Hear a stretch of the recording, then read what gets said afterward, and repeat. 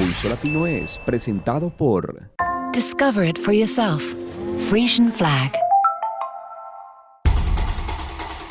Hoy en Pulso Latino.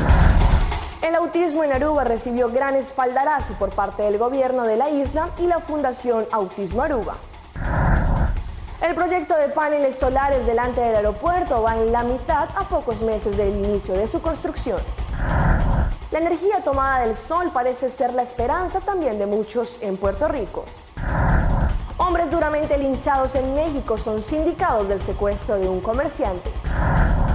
Hoy 15 de mayo se celebra el Día Internacional de las Familias. Esto es Pulso Latino con Alejandra Forero. Bienvenidos a una emisión más de Pulso Latino. Agradecemos por su sintonía. Iniciamos nuestra emisión con un importante anuncio que resultó después de un Consejo de Ministros en el cual quedó aprobado que la organización Autism Speaks trabajará en conjunto con la Fundación Autismo Aruba para hacer diferentes investigaciones sobre este tópico. El gobierno cerró un acuerdo de cooperación con esta organización para así darle apoyo a los estudios que ésta hará próximamente. Ayer, en un Consejo de Ministros, quedó aprobado un acuerdo de cooperación con la Organización Internacional Autism Speaks junto a la Fundación de Autismo Aruba y el gobierno para realizar investigaciones en Aruba en torno a este tópico que es muy importante entre la comunidad. Este acuerdo se logró gracias a la incansable labor que ha desempeñado la Fundación de Autismo Aruba, que con pocos fondos ha logrado que muchas familias se beneficien de los servicios y puedan contar con un lugar en donde el tópico del autismo es atendido. En este Consejo de Ministros, todos ellos estuvieron de acuerdo para lograr invitar a esta organización que tiene gran reconocimiento internacional y que es aún más meritorio, ya que Aruba es el primer país del Caribe y de Latinoamérica que recibirá esta cooperación para recibir valiosa información. En ese sentido, se puede determinar cómo se puede trabajar de una forma en Aruba en pro del autismo. La Fundación Autismo Aruba seguirá realizando diferentes actividades para así conseguir los fondos necesarios para que esta importante fundación pueda continuar y seguir brindándole así apoyo a la comunidad. Sin humo blanco terminó otra jornada de negociación entre el gobierno de Colombia y los maestros afiliados a FECODE, que hoy cumplirán su segundo día de paro indefinido. Cerca de 9 millones de estudiantes de colegios públicos de ese país están sin clases por el cese de actividades. El presidente del sindicato de profesores, Luis Grubert, aceptó que hay divisiones en la junta directiva de esa agremiación, lo que no ha permitido avanzar en los acuerdos. Esperando se quedó esta madrugada el gobierno a las directivas de FECODE para levantar el paro de maestros. Luis Gruber, presidente del sindicato, dijo que los docentes no llegaron a un acuerdo para responder la propuesta del Ministerio de Educación. Es que primero hay que hacer el consenso dentro de FECODE en la Junta Nacional para ir a buscar después el acuerdo con el gobierno. ¿Y en qué avanzan ustedes en ese consenso interno? Los temas son de alguna complejidad, la interpretación de ellas cuenta con diversas opiniones. Gruber, quien estuvo con otros directivos de FECODE reunido hasta pasada la 1 de la madrugada, dijo que en salarios hay grandes diferencias con el gobierno. Por ser los profesionales peor pago al servicio del Estado,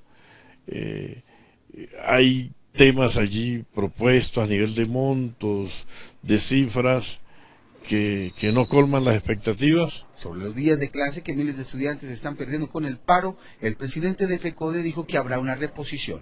Sí, sabemos que esta contingencia nos obligará a que tendremos que hacer y adelantar tareas de tipo pedagógico para recuperar los conocimientos y los tiempos que sean requeridos. En el segundo día de paro, los maestros marcharán por distintas ciudades del país. En Bogotá lo harán en una manifestación hasta la Plaza de Bolívar, mientras los directivos de FECODE seguirán trabajando en el documento que le presentarán al gobierno nacional. El paro de la educación sigue. Carlos Barragán Rosso, Noticias Caracol. Una de las propiedades que perteneció al narcotraficante Pablo Escobar Gaviria es noticia en Miami. La llamada Casa Rosada fue adquirida por más de 9 millones de dólares por un reconocido empresario que piensa en demolerla. Nuestra corresponsal en Miami, Claudia Cano, estuvo en la mansión y habló con su nuevo dueño. En la Casa Rosada todavía hay muebles, lámparas y hasta electrodomésticos de la época de Pablo Escobar. Registros de la Florida muestran que el título de la Mansión Rosada pasó a manos del capo colombiano el 20 de marzo de 1980. El ex narcotraficante J. Cardona, autor del libro El narco rescatado del infierno, cuenta que asistió a reuniones en la mansión. Se sentía, digámoslo así, el olor a muerte, porque en realidad estaba, para todo el que quería hablar con Pablo, siempre estaba pidiendo un favor o estaba llegando a arreglar un problema. Tras pagar 12 años de condena por narcotráfico, Carlos Vázquez también recuerda la época de sangre en Miami. Y le di la idea a Pablo de tratar de mantener la paz siempre entre todo el mundo que fuera de Colombia, junto con los de aquí de Miami, los cubanos aquí de Miami. 10 años más tarde, y tras ser incautada la propiedad de 1.565 metros cuadrados, 4 cuartos y 6 baños, pasó a manos del exfiscal Roger Chandler, quien pagó al gobierno $915.000. Para la época, pocos sabían aquí en Miami cuáles eran las actividades delictivas de Pablo Escobar, pero en el medio sí sabían que en esta propiedad la habitaba el mismísimo diablo. Paradójicamente, hoy las llaves de esta mansión las tiene el que es considerado todo un ángel. El francés Christian de Verdoiré, propietario de la cadena de restaurantes Chicken Kitchen, pagó $9.65 millones y su objetivo es demoler la casa y dejar atrás el episodio del narcotráfico. Me gusta mucho la locación y también el terreno que está magnífico. Y sobre la posibilidad de encontrar una caleta durante la demolición, aseguró: Mis hijos quieren venir todos los días aquí a supervisar la demolición. Para ver qué va el tesoro. Escobar, un hombre conocido por actos de terror, y Cristian, llamado por muchos El Ángel, quien es un consentidor de sus empleados. Gracias a su fundación, cerca de 3.000 mujeres han terminado sus estudios de secundaria y universidad. Ya por algunos meses se puede ver movimiento a las afueras del aeropuerto Reina Beatrix en Aruba, en donde se está instalando un parque de paneles solares.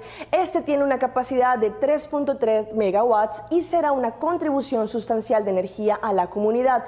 Este parque no solo generará energía verde, sino que también dará sombra a los autos que se estacionen allí.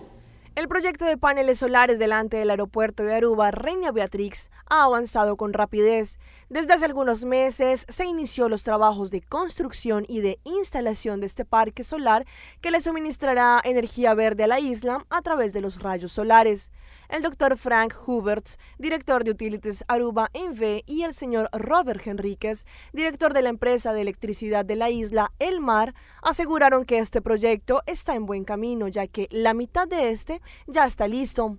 Este parque solar requiere mucho más de trabajo normal, debido a que está en el aeropuerto, necesita de mucha iluminación y cámaras debajo de los techos en los cuales se están construyendo estos paneles. Las directivas de este proyecto indicaron que se están presentando muchos contratiempos, pero que seguramente será una contribución sustancial a la comunidad de Aruba.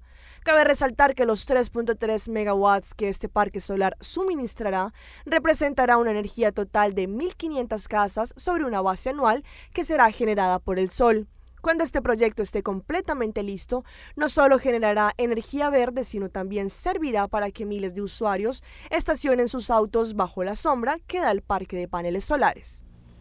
Y hablando de este tema, la energía tomada del sol parece ser la esperanza también de muchos en Puerto Rico ante los altos costos del combustible que hay en ese país. Pero nos dice Fren Arroyo que allí la Autoridad Energía Eléctrica se ha convertido en una barrera. En la Universidad Interamericana, quienes se convertirán en ingenieros, participaron en un certamen para producir casas energéticamente independientes y amigables al ambiente. La energía viene de las placas solares y del molino de viento. O sea que es una combinación. Sí, es una combinación y tiene, si levantamos aquí, sería viene preparada con un cuarto que sería el diseñado para las baterías, para el banco de baterías, para almacenar la energía. Cisterna de 1.000 galones que va a recoger el agua directamente del techo para suplir más que nada a los equipos sanitarios. A pesar de combinar varias fuentes de energía, aún la casa estaría conectada a la Autoridad de Energía Eléctrica. Es el elemento común en todos los diseños. Son casas proyectadas en la realidad, con un costo de construcción estimado y una ubicación específica. Los elementos en común: techos más altos, abundante iluminación natural y la utilización de aberturas o chimeneas en el techo o cerca de él. para dejar escapar el aire caliente y hacer que el frío circule. Que las temperaturas que puedan haber dentro de la casa siempre va a fluir el aire caliente hacia afuera. ¿Por dónde fluye? La siembra en los techos y los techos inclinados, así como la ubicación con relación al sol, son importantes. Pero une todos los diseños el uso de energía solar. Si nosotros logramos construir una casa que minimice el consumo de energía eléctrica y que recicle agua, sólido y aire, pues estamos construyendo no solamente el planeta, sino minimizando el problema energético. Cuando instala un sistema solar, usted le vende toda la energía a la autoridad y ellos le dan crédito por la que usted consume. Usted podría producir electricidad para iluminar el Empire State, pero mientras la autoridad se la compra a 10 centavos y la venda a 27, y puedan ellos canalizar esa compra por el renglón de compra de combustible que aparece en la factura. Alguien siempre va a pagar por lo que otro economice, aunque la resistencia de la autoridad ha sido tradicionalmente grande a estos ajustes. Es la misma agencia quien se le encargó eliminar el servicio de trenes en Puerto Rico en la mitad del siglo XX y que abandonó las plantas hidroeléctricas, actuando como oficial residente de la industria del petróleo aquí. Ese fue un diseño que parece ser una histórica trampa que otra generación nos tendió a nosotros y de la cual no sabemos ahora cómo salir. Efraín Arroyo, Noticentro. Paraguay, uno de los mayores consumidores de alcohol en la región de América Latina, es la segunda región en el mundo con mayor consumo per cápita de alcohol en ese país, el cual ocupa el cuarto lugar en la lista de los países, según informó la Organización Mundial de la Salud.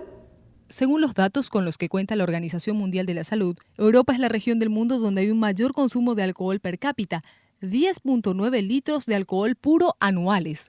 La segunda región donde el consumo de alcohol es más elevado es Latinoamérica, con 8.4 litros de alcohol puro per cápita por año.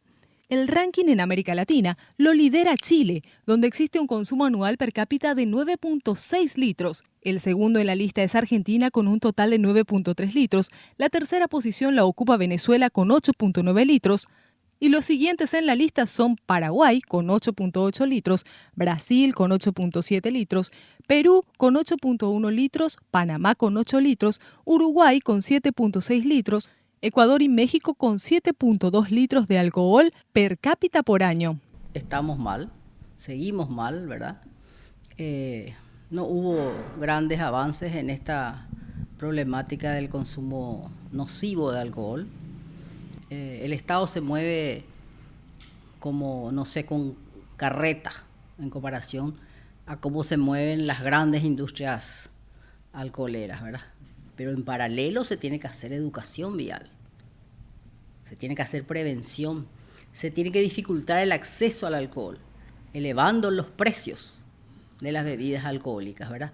O sea que hay muchas acciones que no se están haciendo. Con respecto al tipo de alcohol consumido en América Latina, lo que más se ingiere es cerveza, en un 53%, seguida de un 32% de licores y un 11% de vino.